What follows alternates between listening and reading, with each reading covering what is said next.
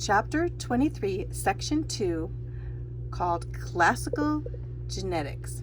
We're in your biology.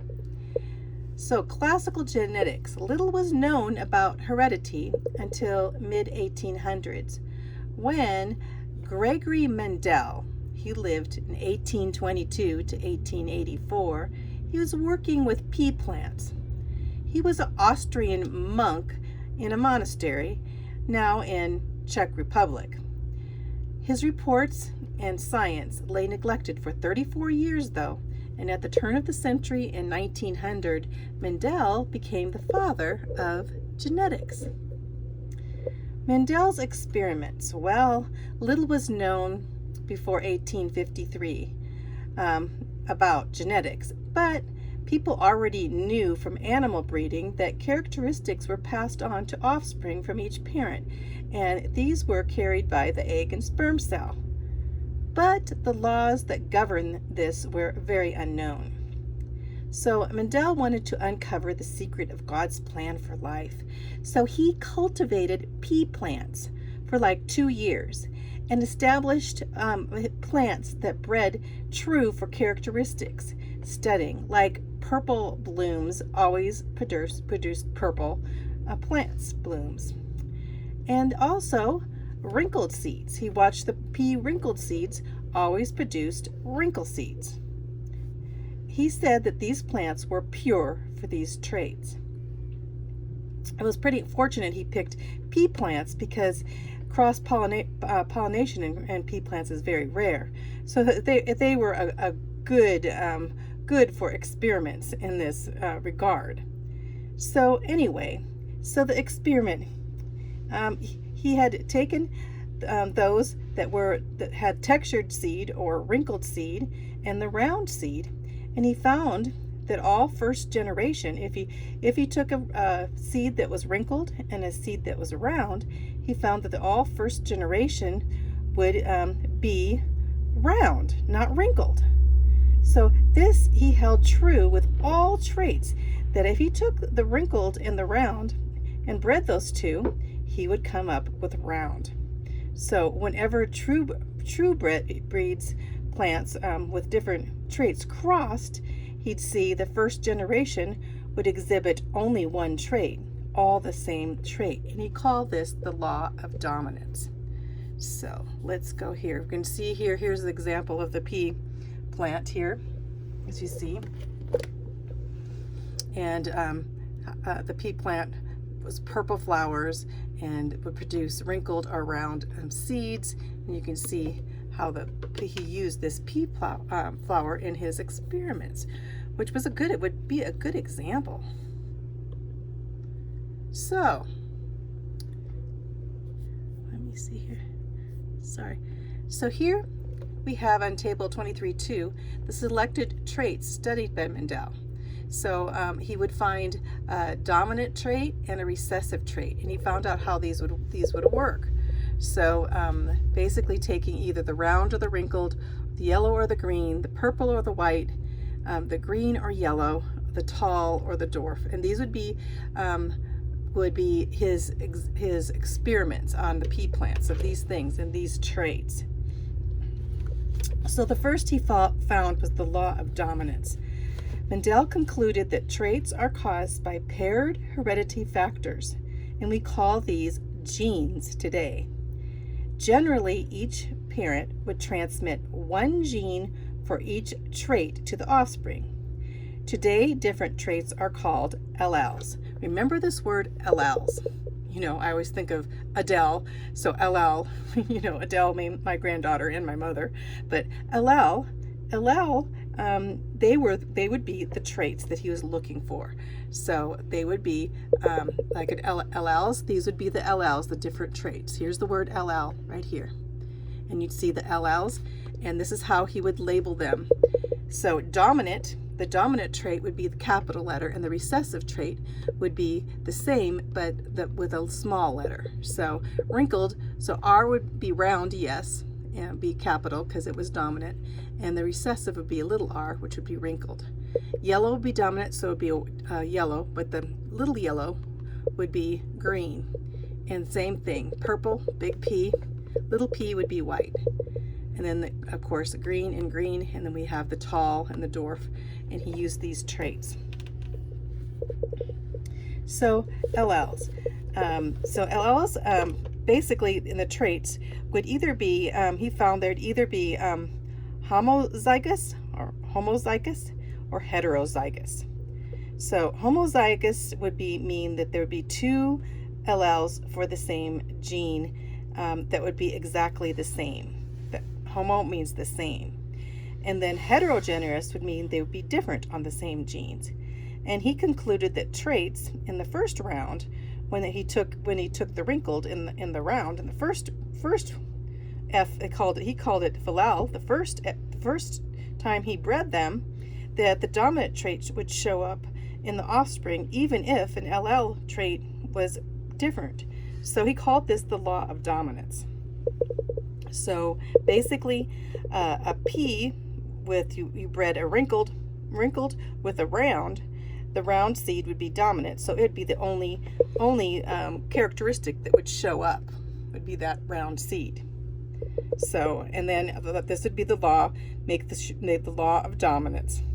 So the trait that does not show up when the dominant trait is present would be recessive. For a recessive to show up, both alleles must be recessive. That means you cannot have a dominant gene in there. Otherwise, the dominant would take over. So the pea plant, the wrinkled seed, was recessive. So the recessive would be the small. So if you had two genes and you had a big T and a little t, it would be the big T would be dominant, so it would be tall. If you had two genes and it was the green and the yellow, and the green was dominant, they all would be green. So this is how it went on and on through all of these selected traits that were studied by Mendel. So, again, the dominant would be the capital letter, and the recessive would be the lowercase in genetics. So we see the round, capital round would be the dominant seeds. The small r would be the wrinkled seed. And two r's would mean that it was dominant. And two big R's would be, two capital R's would mean homozygous for dominant, and two small r's would be homozymic for recessive. So let's go on here. We're going to be talking about how we can figure these out on Punnett squares. The Punnett squares would tell us if we bred what type of offspring you would have. You know, what time two parents, and then what the children. You could even say what the children would look like for that trait. And that's why we have these Punnett squares. They're very easy to do. So first of all, before we do the Punnett squares, you need to know a couple other terms. The term genotype and phenotype. Genotype, let's see, I'll put my here. See if you can see this. Genotype and phenotype. Genotype is the actual combination of the alleles in their genes, and the phenotype is the actual characteristics, or how they appear. So phenotype would be the appearance, how they would, how they would look. So, and genotype would be what the genes were, if you looked at the genes and described the genes. So the genotype would have to do with genes, the actual combination of the alleles that are inherited for a trait, and the phenotype will be the actual appearance of the trait. So both capital R and little r have the same phenotype, but genotypes are different. You see that? So if we had, let's see, let's go back here so you can see how it's written out. So here's genotype and phenotype. So the genotype would be the actual trait, the genotype, and the phenotype would be what it looked like. So if you had a plant that was RR, two capitals, that means one trait was dominant, and you also had all your pure homozygous there, and then you have the R and the little r, these two plants will have the exact phenotype. They will look exactly the same, although one would be a carrier, right, of a recessive gene. That's how you put it together. So now let's talk about these Punnett squares, because you probably have to do one of these on your test too, I'm sure. So a Punnett square is a chart that helps us visualize possible combinations of alleles that could result in the offspring. On the top, you have all the possible combinations in one parent, and on the side, you have the other parent's genes. And then you cross them to determine all the possible combinations of the genes. So let's take here, we have possible gametes of each parent. You assign a letter to the trait and use a capital for the dominant alleles and a lowercase for the recessive. So here we have a person that has a dominant, capital A, and has a recessive A. So this is combination. So you put A and A. And then you write the genotype for the other parent over here. And this person also has a dominant and A. So you have two hybrids there. They both have recessive genes. So then as you put them together in the square in combination, you set up the square and the possible gametes and parent take one from each, and you form the crosses into the box listed and analyze the Punnett square by listing the probability of each genotype and phenotype. So these haploid gametes combined, haploid, as you take haploid, you're taking half. Haploid means to give a diploid full set of chromosomes. So you basically have haploid means half and diploid means full. And so here we go. You take A, capital A and capital A, write it right there. You take A and a small a, write it here. So then you take this little a and the big A and you write it here, AA, and then you take a little one and little one, AA. So now here's the combination. You'll have one who's a purebred or homozygous, because the purebred for the dominant genes. You'll have one here that's basically a hybrid, which means it has a recessive gene. It has a dominant and recessive, another dominant and recessive gene right here, and then you have another purebred for a recessive gene. That's what happens when you combine two hybrids here. You're combining.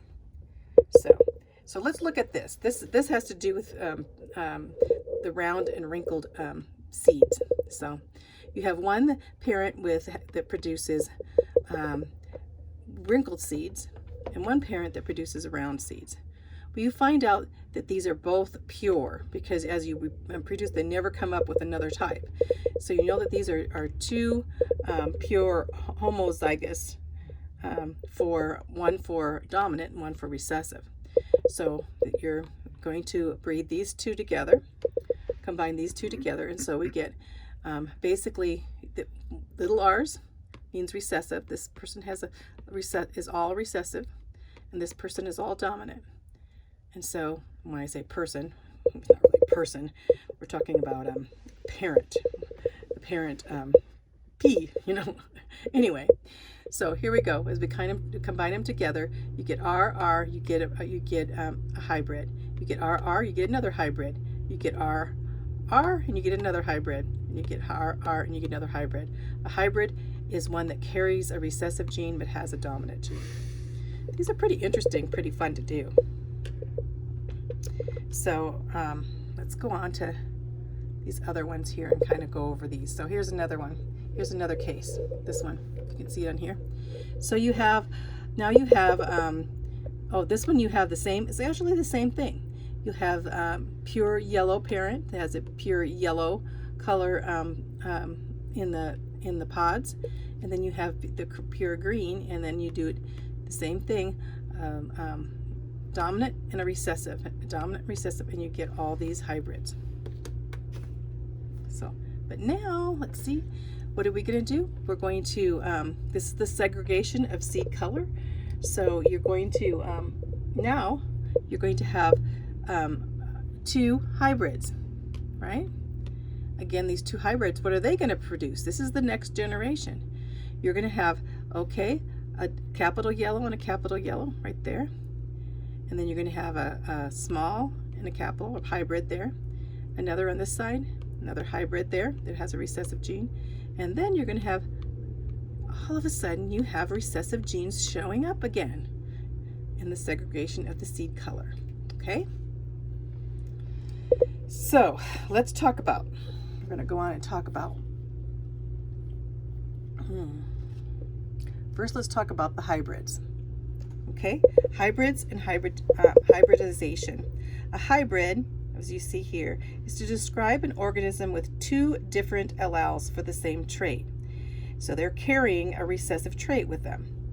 So say you take the case of two people that have brown eyes, and all of a sudden a blue-eyed child shows up because at least one of those parents had to be hybrid and carry a recessive gene. That's an hybrid, is basically an organism that's carrying a recessive gene.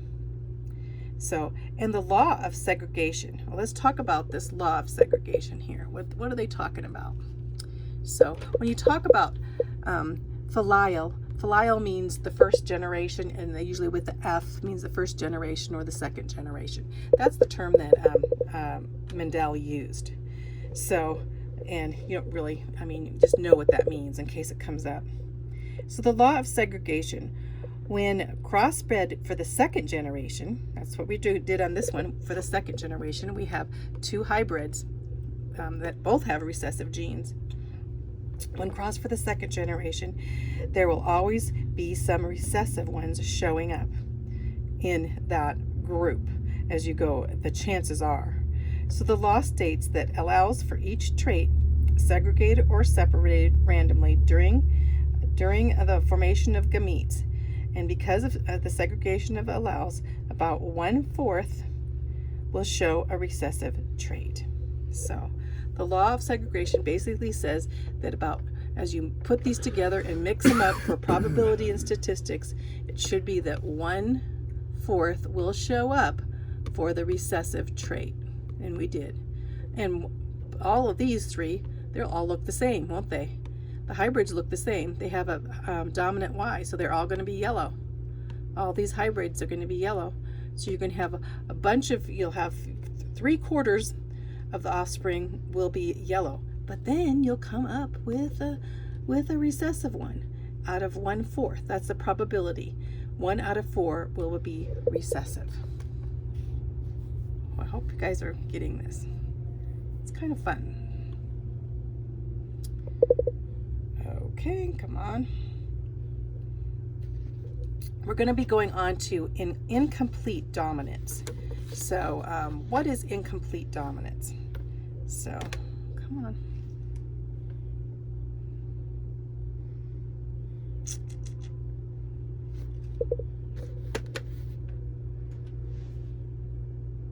Might have to stop here and go on to the next to finish up because it looks like that it's not coming up. So